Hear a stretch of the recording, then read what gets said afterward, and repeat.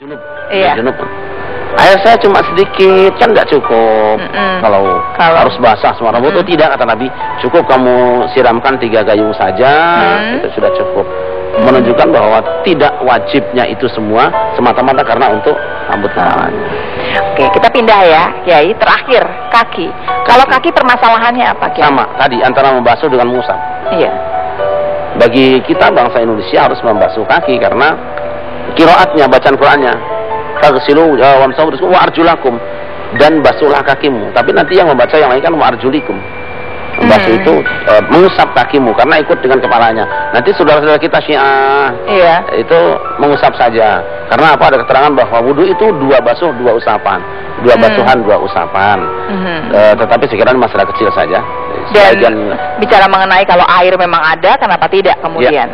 Jadi kita basuh, bukan cuma usap. Basuh. Iya.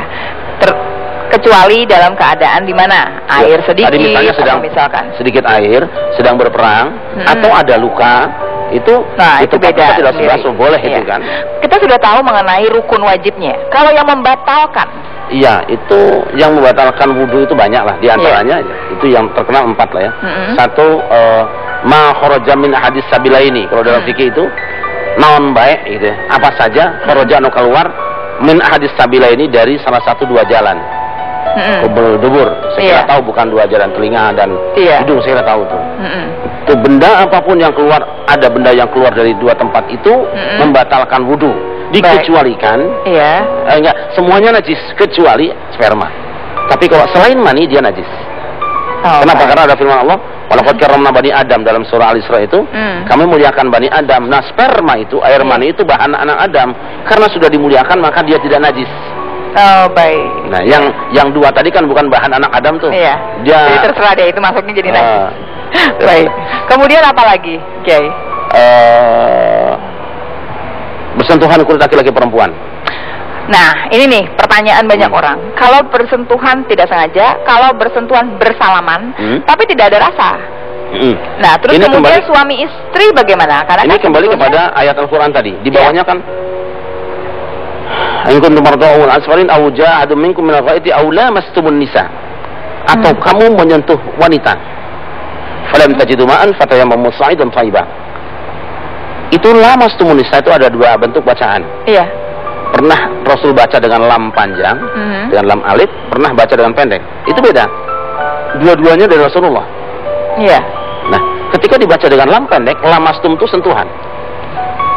Sengaja atau tidak sengaja, pokoknya sentuhan saja. Tapi kalau lamastum, itu artinya bukan sentuhan kulit, melainkan bersetubuh, saling bersentuhan. Tentu yang dimaksud saling bersentuhan itu adalah ada rasa. Bersetubuh maksudnya. Dan sekarang dikembangkan menjadi yang ketiga tadi itu. Saling bersentuhan sengaja dia, termasuk jabatan tangan dan sebagainya. Nah, tetapi Imam Syafi'i yang berlaku di Indonesia mengambil yang awal tadi, lamastum. Mengapa? Ya saya kira kembali tadi. Kalau lamastum diartikan sentuhan batal, itu kembali ke fikih Syafi'i. Lamastum dalam pengertian saling bersetubuh, itu fikih yang lain. Itu yang tidak membatalkan. Jadi kalau sentuhan tidak batal, yang batal kalau bersetubuh. Nah, kita kembali kepada hikmah tasyri' tadi.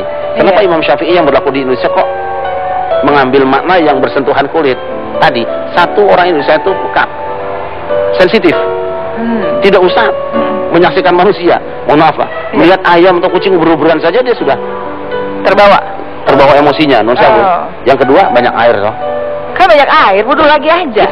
Banyak air. Dan itu hebatnya Islam. Tetapi untuk negeri lain yang sulit air, tidak batal lah dia. Yang batal itu hanya bersetubuh. Nah, Kiai, yang belum kita bahas adalah ceritanya Bilal. Dan apa sih keutamaan kita menjaga wudhu?